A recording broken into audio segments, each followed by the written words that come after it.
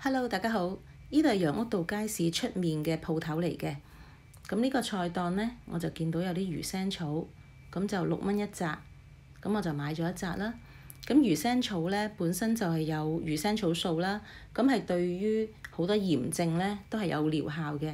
咁尤其是對於喉嚨痛啊，咁係有相當嘅好嘅療效啦。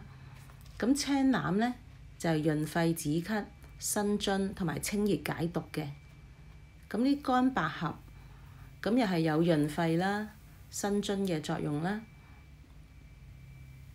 咁同埋對於肺虛呢都係有幫助。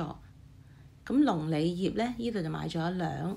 咁龍脷葉呢，又係對於喉嚨痕咳啊嗰啲都係可以有好好嘅療效嘅。咁另外呢啲呢係海底椰嚟嘅，乾嘅海底椰，咁又係潤肺止咳嘅啦。咁呢桔餅呢就預咗2個，咁桔餅呢又係健脾胃，亦係潤肺。咁呢個呢係牛大力嚟嘅，咁牛大力呢除咗可以舒筋活絡之外呢，佢仲可以補氣，同埋就對於久咳啦、肺虛啊，同埋有一啲慢性嘅支氣管炎呢，都係好有幫助嘅。咁首先啲龍脷葉啊、海底椰同埋百合呢，就用清水浸佢先啦。咁我哋浸佢1小時。咁浸咗1個鐘之後呢，就攞返出嚟清洗啦。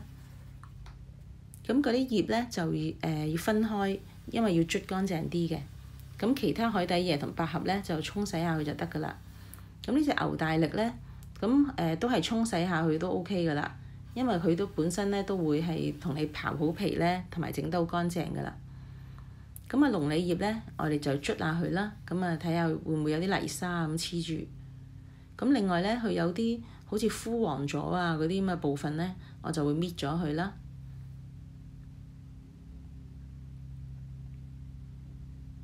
咁同埋呢，呢個湯水呢，呢個魚腥草呢，就其實都好容易清洗嘅，咁用清水沖洗下得㗎啦。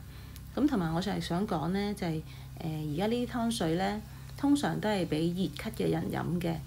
咁點樣叫熱咳呢？就係有時你乾咳啦，冇痰嘅，又或者你咳出嚟嗰啲痰呢係黃色嘅、黃黃綠綠嘅，咁係熱咳，咁就適合飲而家呢啲湯。咁但係呢，如果係寒咳嘅人呢，即係話你咳出嚟嗰啲痰呢係白白地色啦，好似啲口水啊咁樣起晒泡泡咁樣嗰啲寒咳嘅呢，咁係其實就唔適宜飲呢啲湯水嘅。因為而家其實我哋平時見到好多話止咳嘅湯呢，其實都係俾清熱嘅，即係熱咳飲嘅。咁如果真係寒咳嘅人呢，其實呢基本上呢，你就要驅寒，咁你個咳呢就先會醫得好嘅。咁驅寒呢，最基本就係飲薑茶啊，即係用薑啊嗰啲去驅寒咯。咁呢個青欖呢，我就切啦。因為之前呢都有朋友同我講話佢係拍嘅，咁我就今次都試下拍啦，但係發覺唔得咯，我一拍佢就會彈咗佢周圍係，咁所以我都係切啦。咁跟住水滾呢，就將啲材料呢就放落去啦。咁呢，由於佢有啲譬如牛大力啊嗰啲呢，其實需要煲耐啲嘅，因為佢如果你煲得太短時間呢，佢就會比較偏涼啊。咁呢就煲耐啲呢，佢就個涼嗰個程度呢就冇咁大啦。